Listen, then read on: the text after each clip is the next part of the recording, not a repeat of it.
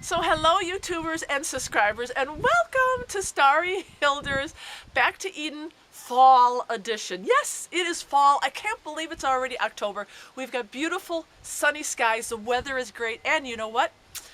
My Back to Eden garden is doing outstanding. This is what kills me. When most people are getting ready for winter and they're pulling up all their tomato plants and retilling things, my garden is still going strong. I am still picking tons of peppers every day. I still have celery growing. I still have tomatoes that are producing. Oh, and look.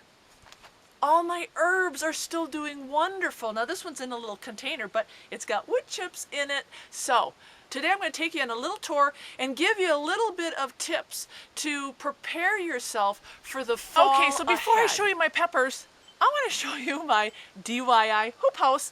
And this is one of the things that we do on our homestead to extend our pepper season. Even though the Back to Eden method offers the ground great insulation with all those wood chips, we still need something to protect those fragile, heat-loving peppers. So and I have a video on this if you care to watch it, I'll post it. But all I did was get some PVC piping and some rebar, stuck it into the ground, bent that over, and we got some plastic. Now it doesn't have to be heavy-duty plastic. You're only doing this to Okay, and here's the great unveiling! Because you're not going to believe this. Oh, I know you're not going to believe this. Look at this. Look at these pepper plants. There's 1, 2, these are huge. 1, 2 on this one. There is 1, 2, 3, 4, 5. I mean, these are, look at these. Look at, this is a monster. Look at these. This is these are all monsters. Is loaded. Oh, wow. So my advice with peppers, look at that, beautiful, is to get yourself some type of hoop house. Extend that season. Okay, now as you see, Starry does not have her beautiful satchel, her compost poop satchel today, just my farmhand dress. But you do not need to do any more fertilizer at the end of the season. Just let your plants keep growing and do what they're going to do. But oh, there is like a, oh, this is what I wanted to show you. The enormity of these. Look at this one. What a freak. This thing, here's the dog's head. Dog's head. Pepper head. Dog's head. This pepper is almost as big as the dog's head. Just incredible. And look at, we're still, like I said, we're still flowering. I got to show you the hot peppers. Look at that.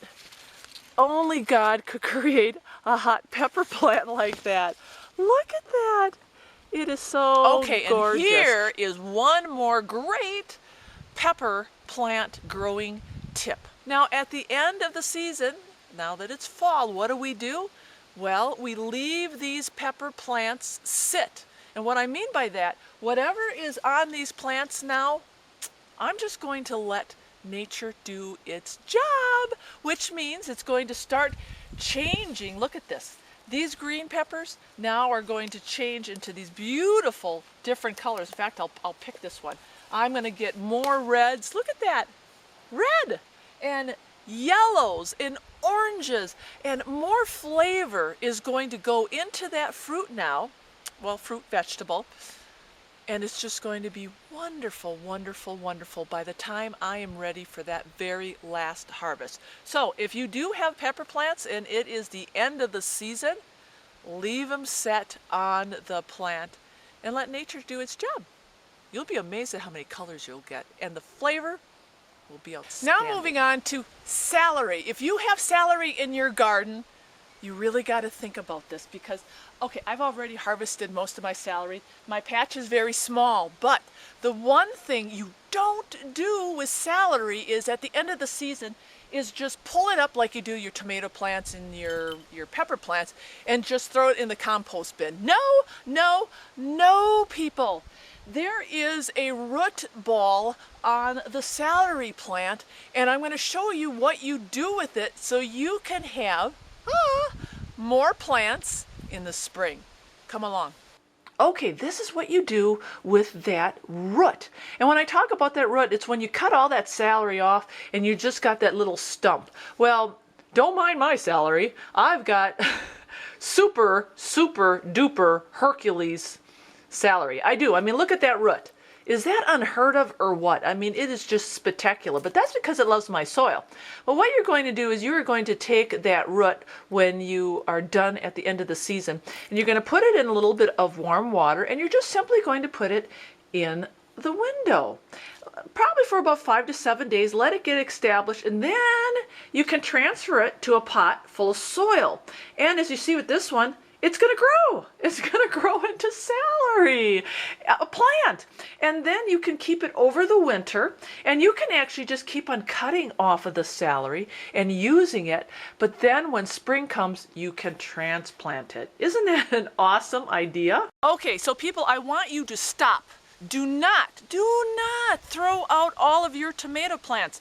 Save some, because what you want to do while they're still in the ground is, yes, I've got a really sharp tool here. I'm going to take this really sharp tool here, and I'm actually going to cut 8 inches off of one of my live tomato plants before I pull them out of the ground and compost them.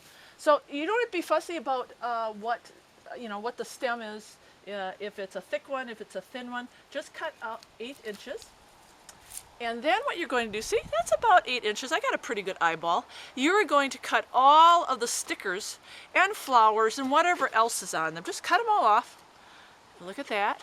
And then what you want to do is leave probably about 2 or 3 leaves on the top. Maybe I'll even take this one off. And believe it or not, this is going to turn into a tomato plant during the winter. How do you do that? Well, you are going to take the stem and you are going to put it in some nice, rich soil. And you're going to bury it all the way up to the leaves. Oh, hang on. Oh, look at this. It's already done. Yeah, this is what it's supposed to look like.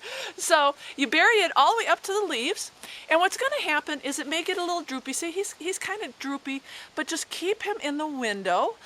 Keep him or her, you can't be sexist now, watered. And in a couple days, they have to be acclimatized to their new happy home. Give them time. They will, perk up, and then over the winter time, they're going to grow. They're going to grow, and the great thing is you can use any variety of tomato plant, any variety. Just cut that 8-inch stem and bury it, and voila! You'll have a tomato plant over the winter time. So I'm going to do many of these, and by the time spring comes, I'm going to have some tomato plants to transfer back into my garden. Isn't that a really cool idea? I love it. Oh, it's just like the celery idea. And finally, the only other thing I want to share with you is pumpkins. We've got pumpkins all over the garden this year, and I am going to probably be canning most of them and making my own pumpkin puree. I love that. I do a lot of pies.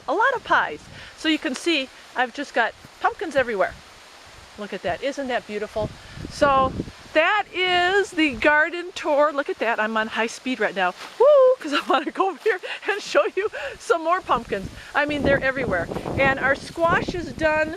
Zucchini's been done. Everything's done. But oh, look at that. And we've got beautiful sunflowers too. And those are just strictly for the birds. We love feeding the birds. We love having them come. Okay, thank you everybody for coming along on the October tour, and hopefully you got a little bit of tips that you didn't know before. Remember, don't compost everything before you start taking some of those little plants and replanting them inside your house. That is the #1 tip that I can give. I've got to get my rake and I got to get to work. All right, until next time, don't forget to visit my www.offgridevolution.com website. Remember, I write a lot of articles that kind of expands on what we're doing, a lot of homesteading tips. So if you people are really serious about being self-reliant and you want an inside look into what I'm thinking, which might be a little bit scary, you can come to my website. Okay, and don't forget to subscribe. Welcome one and all, and God bless as always.